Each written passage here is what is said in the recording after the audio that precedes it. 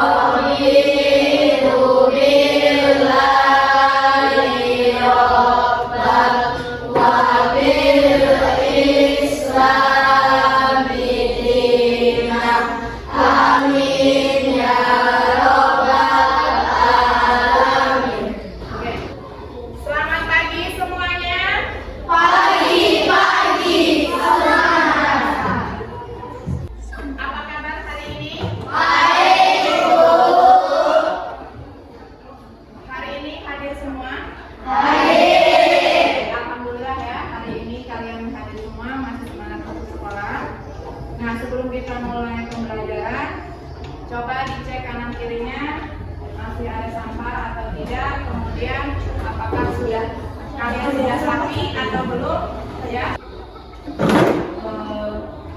Sedikit penyemangat buat kalian, di sini ada sebuah motivasi ya, bahwa setiap hari adalah kesempatan baru untuk meningkatkan diri, mencapai impian. Ingatlah bahwa setiap upaya belajarmu itu akan membawa kamu lebih dekat ke masa depan. Siap untuk mewujudkan cita-cita? Siap. Oke, nah ya. Kemarin kita sudah belajar minggu kemarin mempelajari misi dakwah Nabi Muhammad sebagai rahmat bagi alam semesta. Poinnya kemarin adalah keadaan masyarakat Arab sebelum Islam. Kemarin itu ada 4 poin. Yang pertama adalah masalah kepercayaan. Coba Tika, apa? Kepercayaan masyarakat Islam dan masyarakat Arab sebelum Islam datang telah memiliki agama dan kepercayaan, di antaranya yaitu agama Yahudi, Nasrani, dan paganisme atau penyembah berhala. Oke, luar biasa ya. Kemudian poin yang kedua adalah kehidupan sosial masyarakatnya. Bagaimana kehidupan sosial masyarakat Arab sebelum Islam? Coba Invita. Kehidupan sosial masyarakat Arab sebelum Islam adalah memiliki kebiasaan buruk, diantaranya minum minuman halal, mabuk mabukan, berzina, berjudi, dan merampok. Oke, baik, luar biasa sekali. Nah, ya, pembelajaran yang minggu kemarin ya. Kemarin itu masalah keadaan masyarakat Arab sebelum Islam, yaitu ada kepercayaan, kemudian kehidupan sosial masyarakatnya, kemudian kehidupan ekonominya, dan juga kehidupan politik masyarakat Arab sebelum Islam. Pada pagi hari ini kita lanjutkan ya, materi kita yaitu sama misi dakwah Nabi Muhammad sebagai rahmat bagi alam semesta, tetapi di sini adalah strategi dakwah Nabi Muhammad Shallallahu Alaihi Wasallam. Capaian pembelajarannya ya, di mana peserta didik mampu menganalisis misi dakwah Nabi Muhammad di Mekah sebagai rahmat bagi alam semesta dan juga sebagai inspirasi bagi persaudaraan sesama Islam, persatuan dalam kebangsaan, dan persaudaraan sesama umat manusia. Ya, di sini ada permulaan dakwah Nabi Muhammad SAW. Mungkin kamu sudah pernah membaca ataupun mendengar, bahkan sebelumnya sudah mempelajari ya, bahwa Nabi Muhammad itu menerima wahyu pertama itu di Gua Hira, tepatnya pada malam 17 Ramadan di usianya yang ke-40 tahun. Jadi Nabi itu memikirkan bagaimana kondisi masyarakat Arab sebelum Islam itu yang mabuk-mabukan, berjudi, ya, membunuh dan lain-lain. Nah, Nabi itu bertahanus ataupun bersemedi di Gua Hira. Ketika itu Nabi Muhammad berusia 40 tahun. Jadi Nabi Muhammad menerima wahyu pertama itu pada usia 40 tahun, yaitu wahyu yang dibawa oleh malaikat apa tadi? Malaikat Jibril. Pada usia berapa tadi Nabi mendapatkan? Pada usia 40 tahun Nabi mendapatkan wahyu yang pertama pada malam 17 Ramadan, tepatnya tahun 610 Masehi. Kemudian, nah, setelah Nabi menerima wahyu dari malaikat Jibril, nah, Nabi itu mulai mendakwahkan ajaran agama Islam. Nah, orang yang pertama menerima dakwah Nabi Muhammad itu adalah istrinya, yaitu Khadijah. Ya, Khadijah ini istri dari Nabi Muhammad, orang yang pertama menerima dakwah Nabi Muhammad. Kemudian ada Ali bin Abi Thalib, yaitu sepupunya. Yang ketiga ada Abu Bakar, sahabatnya, dan juga ada Zaid, itu seorang budak yang sudah dimerdekakan, dan yang terakhir adalah Ummu Aiman ataupun pengasuhnya. Jadi ketika Nabi menerima wahyu, kemudian beliau mendakwahkan wahyu tersebut kepada kerabat-kerabatnya. Yang pertama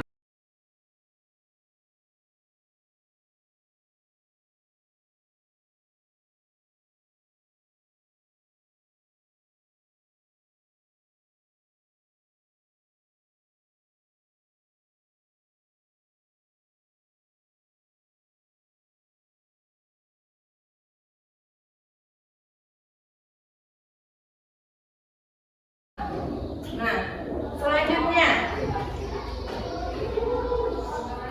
prioritas dakwah Nabi Muhammad SAW ketika berdakwah di Mekah. Jelas yang pertama mengajarkan ketauhidan, menegaskan adanya hari pembalasan atau kiamat, mengubah perilaku masyarakat jahiliyah, dan mengangkat dan melindungi hak asasi manusia. Nah, hal-hal seperti inilah yang akan Nabi dakwahkan kepada masyarakat Arab sebelum Islam.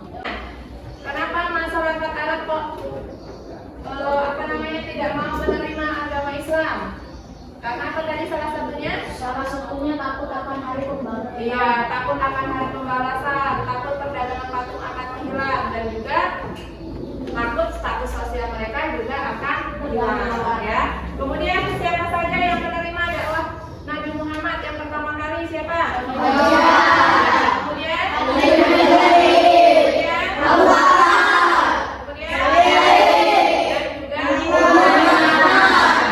Kemudian itu awal mula dakwah Nabi Muhammad. Salah satunya di sini adalah strategi dakwah Nabi Muhammad, yaitu dakwah secara rahasia, ya, ataupun siriyah. Dakwah secara rahasia ataupun siriyah, atau dakwah secara sembunyi-sembunyi. Jadi karena pengikut Nabi itu masih sedikit, ya, tadi masih ada di sini, cuma ada istrinya, ada sepupunya, ada sahabatnya, ya kan? Nah, yaitu Nabi berdakwah secara terang-terangan. Nah, setelah pengikutnya sudah banyak, baru Nabi itu berani berdakwah secara terbuka, berdakwah secara terang-terangan. Nah, pertama kali dia berdakwah, pertama kali berdakwah secara terbuka itu dilakukan di Bukit Safa. Coba kalau paham ceritanya, ya.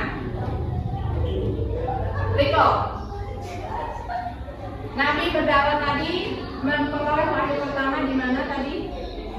Di Gua Hira. Pada tanggal berapa? Ya, pada malam 17 Ramadan. Kalau sudah paham, berarti kamu sudah siap ya berdiskusi? Sudah. Sekarang kamu bentuk kelompoknya atau duduk sesuai dengan kelompoknya masing-masing. Kemarin sudah ada perintahnya, sudah dijelaskan perintahnya.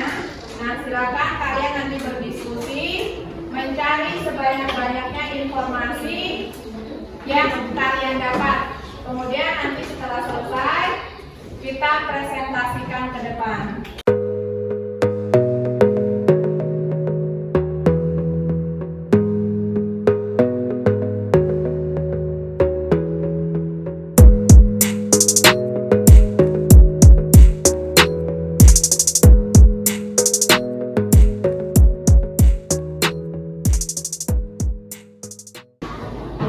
Oke, karena diskusi sudah selesai, silakan perwakilan setiap kelompoknya untuk maju ke depan mempresentasikan hasil diskusinya. Assalamualaikum warahmatullahi wabarakatuh. Waalaikumsalam warahmatullahi wabarakatuh.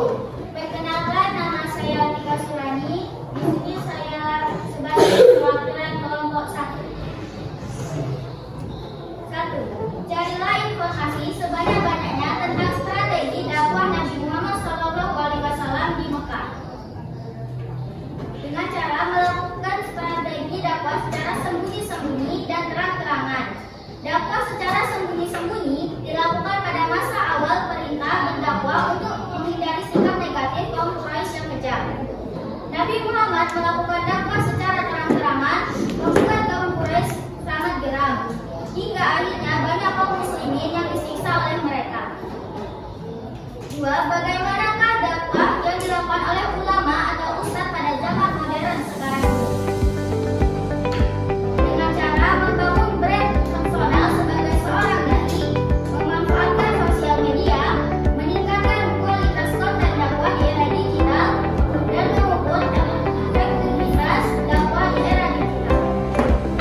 Sekian dari kelompok saya akhiri. Wassalamualaikum warahmatullahi wabarakatuh.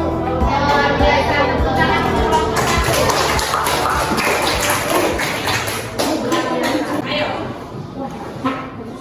Assalamualaikum warahmatullahi wabarakatuh. Waalaikumsalam warahmatullahi wabarakatuh.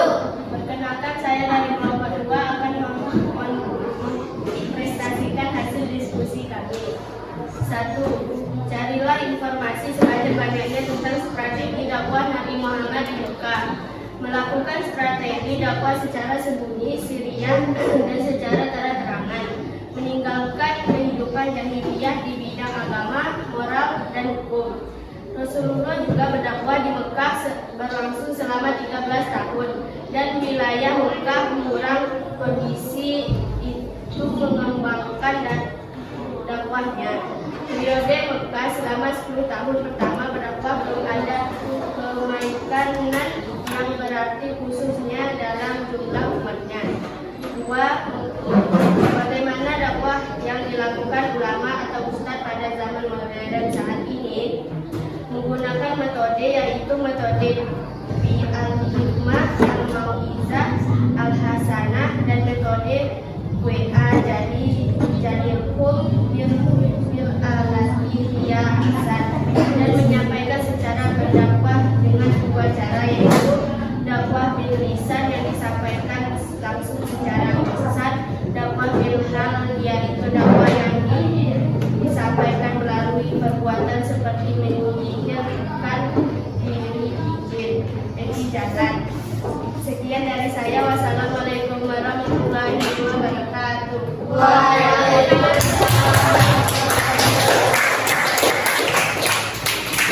Kita membuat kesimpulan ya bahwa strategi dakwah Nabi Muhammad ini memberikan pemahaman bagaimana beliau menghadapi berbagai macam tantangan dan penindasan dalam menyebarkan Islam.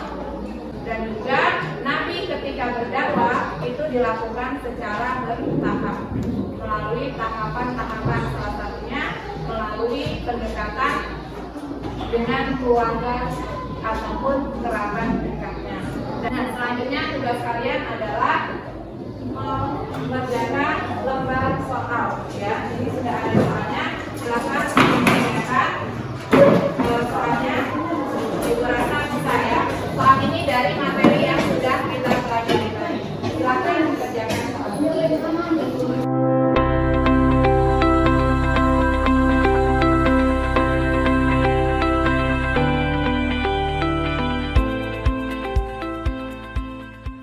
Silakan lembar jawabannya untuk ke depan dengan rapi. Silakan.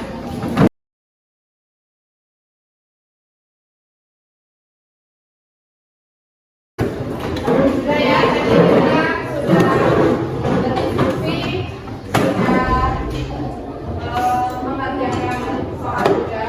Kemudian kita refleksi kalian. Apakah kalian senang mempelajari materi pada hari ini? Senang. Oke, luar biasa. Apakah kalian sudah memahami strategi dakwah Nabi Muhammad SAW di Mekah? Sudah.